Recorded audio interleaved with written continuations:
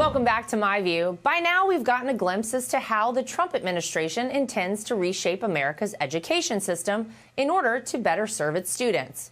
But the lessons aren't exclusive to the classroom. They're also taking place on the battlefield. Under President Trump's leadership, the message to America's enemies is loud and clear. Peace through strength is back. Just last week, a top ISIS leader was taken out in Iraq, a major blow to a terror group that once again attempted a resurgence under Joe Biden's weak presidency. And this isn't an isolated event. Back in February, President Trump ordered a precision strike in Somalia, taking out a senior ISIS planner before he could bring more destruction to the world. But the fight against terrorism isn't limited to ISIS. Iran's influence across the Middle East remains a major threat, fueling terror groups and instability across the region. That's why this administration is making the investments needed to keep our military strong and our enemies in check. No more endless wars, just clear, decisive action when America's security is on the line. The message is simple. If you threaten American lives, you will be handled accordingly. That's peace through strength, and that's leadership. And I got the chance to sit down with National Security Advisor Mike Waltz to break down that mission. This is a kind of an amazing time in American history, and I just want to get your take as National Security Advisor. Where do we stand now with President Trump back in the White House versus where things were from a national security perspective under the last administration? We've inherited a mess around the world, the largest land war in Europe since World War II, the fighting that has exploded across the Middle East with Iran as the main backer and cancer of instability. Of course, the border that was completely out of control, and a humanitarian and national security crisis with our literally probably about a third of our neighbor Mexico being run by these paramilitary cartels. But in just a little over a month, President Trump's leadership, his strength, frankly, the respect and fear that he often and does instill in our enemies has had what we're calling the Trump effect. My job is to pull it all together, help him make those critical decisions, and then once he makes them, to implement. We are going to get this mess cleaned up, pick up where we left off, and keep driving his vision as the peacemaker in chief forward. Everyone's talking about this looming ceasefire deal between Russia and Ukraine. The truth is neither side is going to be able to get everything that they want. Well, it's not going to be easy. President Trump fully appreciates how tough this is, how dug in both sides can be. But he also understands their interests. And it's not in anyone's interest. Look, we hear the critics out there and a lot of chirping going on, but what's their alternative? Years and years and years of more war. People need to understand this is World War I style trench warfare. And to what end? And that's what President Trump asked over and over on the campaign trail. And as both President Putin and President Zelensky said on those historic first calls. There's the phone call that there's been a lot of conversation throughout the course of the week about between President Trump and President Putin. I know you've had conversations with your counterparts in Russia as well.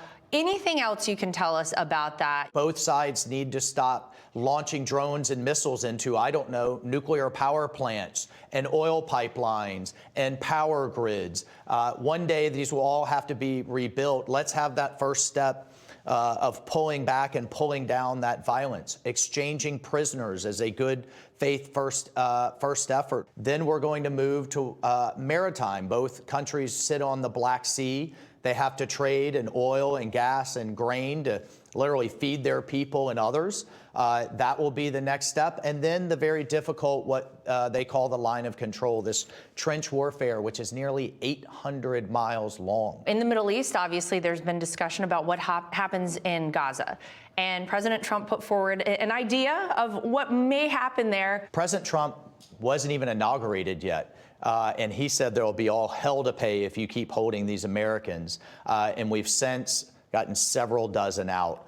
Why?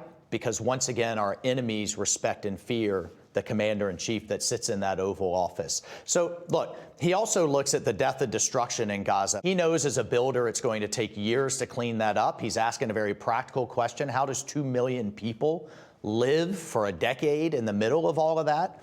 And we hear hearts breaking around the Middle East for the Palestinians. As President Trump said, have they ever really been offered? Who wouldn't take their family somewhere else with some decent housing and a place to live?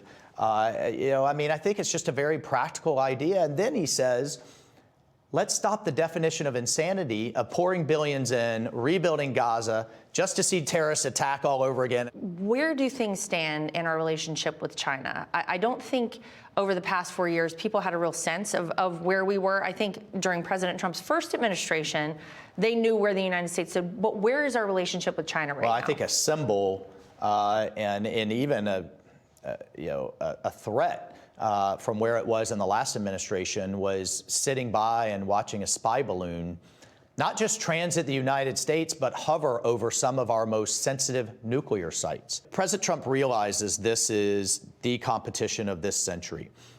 China has the economy, the military wherewithal, a Navy that now by numbers is larger than ours, a nuclear arsenal that is tripling everything they're doing in space.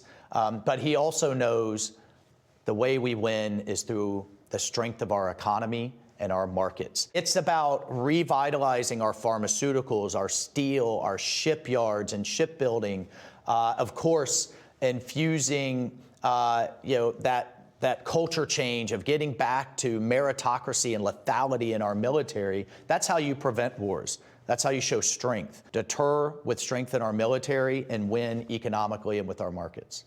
China, Russia, Iran, and North Korea have formed a new Axis power of sorts. I think that's incredibly frightening to a lot of people. They should sleep well with President Trump in the Oval Office behind the resolute desk and the amazing team he put around him.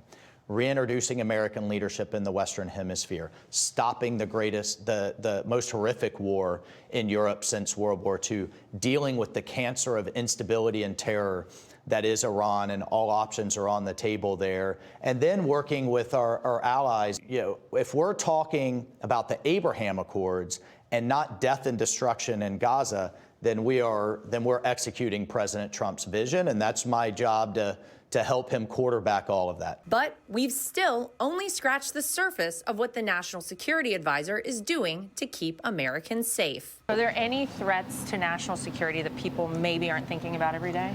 Well, cyber is certainly one. We've just been trying to play better and better defense. I think we need to go on offense. That's how you change behaviors. Let the other side know in certain terms, we can do this to you too, right? There was a program that the Chinese unleashed called Volt Typhoon. It's literally, we uncovered cyber time bombs on our water, on our critical infrastructure, our grids, our ports. And the Biden administration said, please stop doing that. Oh my gosh. Right? President Trump is not going to put up with this. He doesn't play that game. And he doesn't play that game. And you know what? We have an amazing technology sector that we should unleash and really channel for the good of the country and for the defense of the country. But this is why I probably don't sleep as well as we should. But just know under his leadership, we're going to be just fine. And despite all that may keep him up at night, NSA Waltz is confident in the road ahead. I know that this is a high-stakes position, a high-stress position.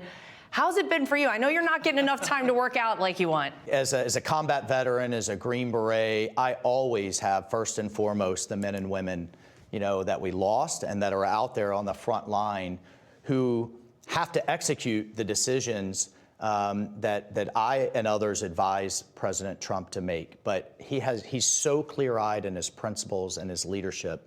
Their families should rest easy, live a great life for their, with their future and their kids. And that's all President Trump wants. I mean, what he's sacrificed to do this job. He almost sacrificed his life to do this job and yet kept going. And we're just going to follow his lead.